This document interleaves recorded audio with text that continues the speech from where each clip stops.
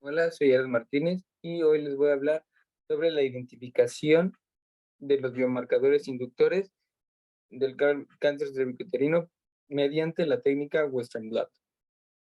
Bueno, para empezar me gustaría hablar sobre la problemática actual.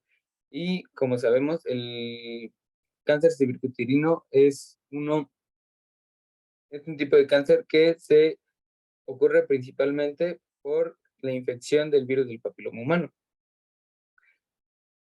El virus del papiloma humano es uno de los grupos de más de 200 virus relacionados que no tienen envoltura y tienen un ADN de doble cadena. Dentro de estos existen 40 tipos de, de virus que se alojan en los genitales y se contagian a través de vías venéreas, vías por sangre o por contacto entre mucosas. También tenemos que mencionar que el genoma del virus ocurre durante distintas etapas.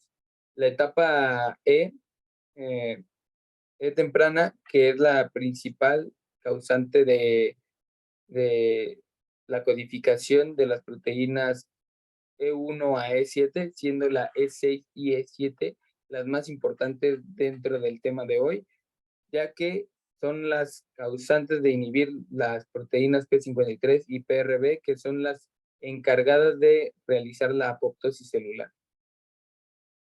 Bueno, también cuenta con otras dos etapas, que es la L tardía, que está encargada de codificar las proteínas estructurales L1 y L2, y finalmente la región reguladora larga de control, que permite el control de la replicación y la expresión del genoma viral. Al ser un virus que se desarrolla en microlesiones dentro del cervix, en el epiliar cervical, en el epitelio cervical, perdón, se necesita el uso de herramientas moleculares para el diagnóstico y la prevención del contagio de este virus. Bueno, como mencionado también, este es un caso en el que se debe de tener más cuidado con este tipo de virus, ya que al ser, bueno, por las causas de contagio y el incremento en la vida sexual de las personas actualmente, se ve presente más recurrentemente este virus.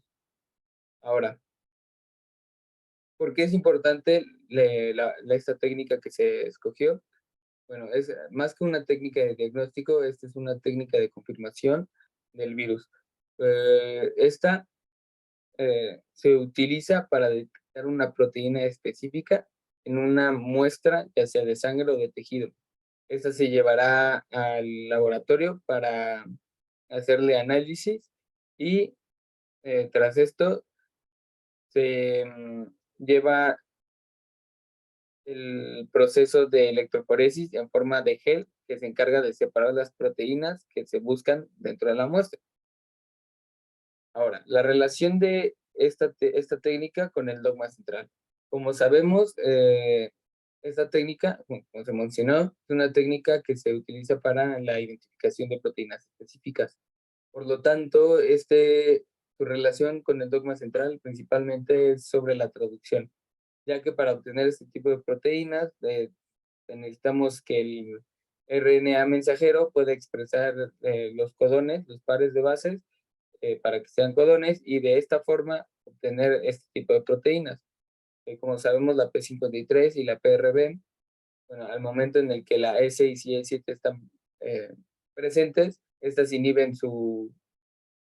la creación de este tipo de proteínas que llevan al final a impedir su función, que es la apoptosis celular, y de esta forma se lleva a cabo la inmortalización celular, que finalmente al ser una mutación y no permitir que el ciclo celular se complete, lleva a la creación de tumores. Ahora, em, además de esto, ¿cómo trabaja esta técnica? Una vez que ya se obtuvo la muestra y el tejido, se lleva a cabo un tipo de electroforesis en gel de poliacrimida con disulfato de sodio. Y estas separan las proteínas de la muestra dependiendo de su tamaño y, pues, y su carga eléctrica, ¿no?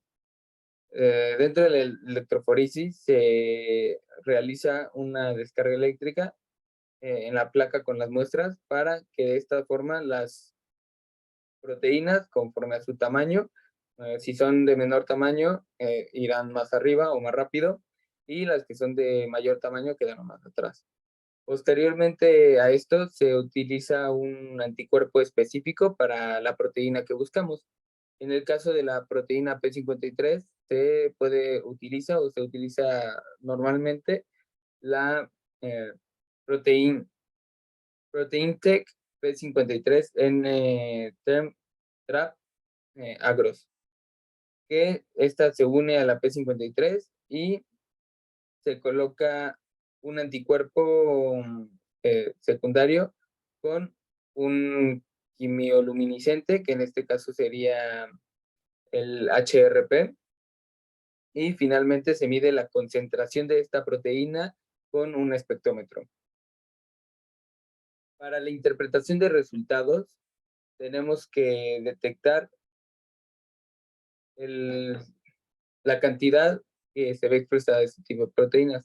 Como mencioné, al ser un tipo de prueba de confirmación, si vemos, bueno, los resultados tenemos una tabla en la que un diagnóstico en el que la P53 se ve en niveles bajos de los normales que deberían ser presentados, esta dará en positivo hacia BPH.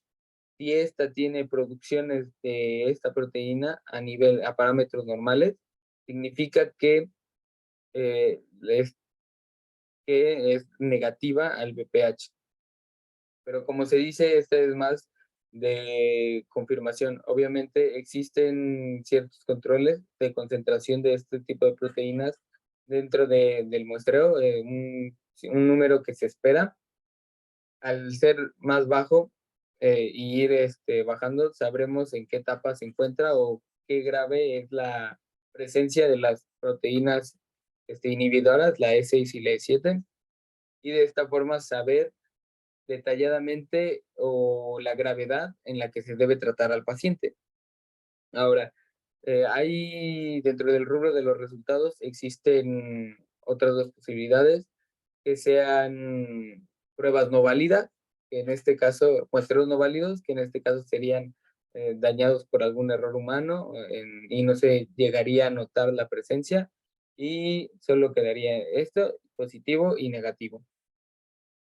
Ahora, sabiendo cómo funciona esto para el diagnóstico y la importancia que puede llegar a tener para ciertas personas, como en este caso sería el el correcto tratamiento o cuidado para un paciente con infección activa, tenemos que, bueno, se denota la importancia de tener varias herramientas moleculares a lo largo de los procesos, así como existe este tipo de muestreo que es para infección activa y para los biomarcadores PCRB, existen otros tipos de pruebas para infección activa de igual forma, pero que interactúan directamente con el virus, o de prevención que nos ayudan a saber a diagnosticar si salimos negativos, positivos.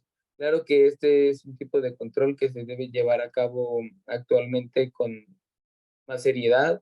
eh, Se deben de llevar a cabo los cuidados necesarios, las prevenciones necesarias, y pues demuestra la importancia de la biología molecular dentro de la vida cotidiana o dentro de problemáticas que son muy cercanas a cualquier tipo de persona. De igual forma, me gustaría hablar de la biología molecular y su importancia en la carrera que elegí, que en este caso es la biotecnología. Como sabemos, la biología molecular se utiliza en muchísimas partes de la biotecnología, principalmente se podría mencionar o como ejemplo en la ingeniería en producción de alimentos y en la agropecuaria. En alimentos conocemos muchos los procesos en los que se utilizan bacterias para modificar ciertos tipos de alimentos, que en este caso serían los transgénicos. Obviamente, para sellar, ocupamos los plásmidos para identificar disculpen, no para identificar, para replicar cierto gen que nos dé una expresión que necesitemos para cualquier tipo de aplicación, como en casos para con los cerdos ecológicos, que en este caso alteraban sus heces y los hacían menos contaminantes, o en caso de a los maíces transgénicos que ayudan a producir cierto compuesto que aleja a las plagas. Bueno, este tipo de técnicas en la biología molecular ayudan a la biotecnología moderna o contemporánea, ya que, como se sabe, este es un campo que siempre ha existido. Antes se realizaba con selección genética en el sentido en el que se seleccionaba por fenotipo visualmente.